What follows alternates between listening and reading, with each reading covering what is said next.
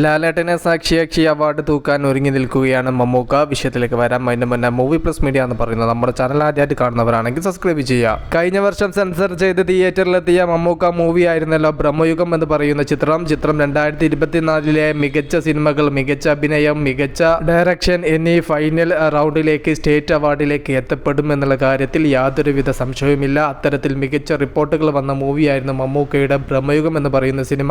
എന്നാൽ ഫൈനൽ റൗണ്ടിലേക്ക് ലാലേട്ടനും വന്നേക്കാം. ലാലേട്ടൻ മമ്മൂക്ക തമ്മിലുള്ള ഒരു പോരാട്ടം ഈ വർഷത്തെ സ്റ്റേറ്റ് അവാർഡിൽ നമുക്ക് കാണാൻ സാധിക്കും എന്നുള്ള ഒരു അപ്ഡേറ്റ് ആണ് പുറത്തു വന്നിരിക്കുന്നത്. 2024 തന്നെ സെൻസർ ചെയ്ത് തിയേറ്ററിലെത്തിയ ലാലേട്ടൻ മൂവിയായിരുന്നു മലൈക്കോട്ടെ വാലിബൻ എന്ന് പറയുന്ന സിനിമ. കഴിഞ്ഞ 5 വർഷത്തെ ലാലേട്ടന്റെ മികച്ച പ്രകടനങ്ങളുള്ള സിനിമകൾ എടുത്തു നോക്കുന്ന സമയത്ത് അതിൽ ഒന്നാമത്തെ സ്ഥാനത്ത് മലൈക്കോട്ടെ വാലിബൻ എന്ന ചിത്രം ഉണ്ടാവും. 2 അഭിപ്രായമാണ് ആ ഒരു സിനിമയ്ക്ക് പ്രേക്ഷകരിൽ നിന്നും ഏറ്റുവാങ്ങേണ്ടി വന്നത്. പക്ഷേ ലാലേട്ടൻ ഫാൻസിന് ആ ഒരു സിനിമ കടുത്ത നിരാശയായിരുന്നു സമ്മാനിച്ചത്. കാരണം വിചാരിച്ച മാസ് എലമെന്റ്സോ സംഭവങ്ങളോ ഒന്നും ആ ഒരു സിനിമയിൽ ഉണ്ടായിരുന്നില്ല. സിനിമയ്ക്ക് അവസാനത്തെ 15 മിനിറ്റ് വരെ കട്ട ലാഗ് ഉണ്ടായിരുന്നു. അവസാനത്തെ 15 മിനിറ്റ് ആണ് സിനിമയെ ഒന്ന് പിടിച്ച് ഇരുത്തിയത്. എന്നാൽ അതുവരെ കണ്ടിരിക്കാൻ പ്രേക്ഷകന് പറ്റുമായിരുന്നില്ല. അത്തരത്തിലുള്ള ലാഗ് നിറഞ്ഞ മേക്കിംഗ് ആയിരുന്നു ആ ഒരു സിനിമയ്ക്ക് ഉണ്ടായിരുന്നത്. എന്നാൽ ലാലേട്ടൻ ചെയ്ത് ഫലിപ്പിച്ച ആ ഒരു കഥാപാത്രത്തിന് വലിയ രീതിയിലുള്ള ട്രോളോ കാര്യങ്ങളോ ഒന്നും കിട്ടിയില്ല.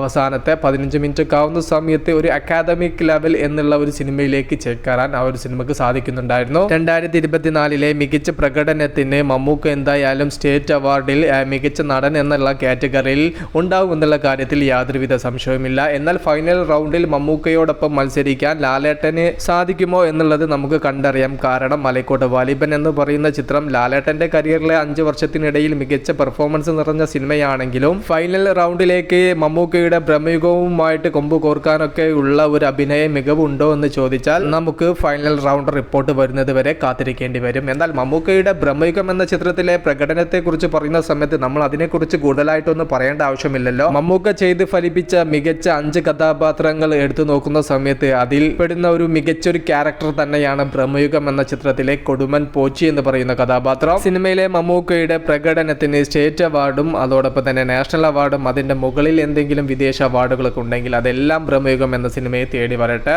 മൂവി പ്ലസ് മീഡിയ, ഞാൻ ജിനുജിന. So by.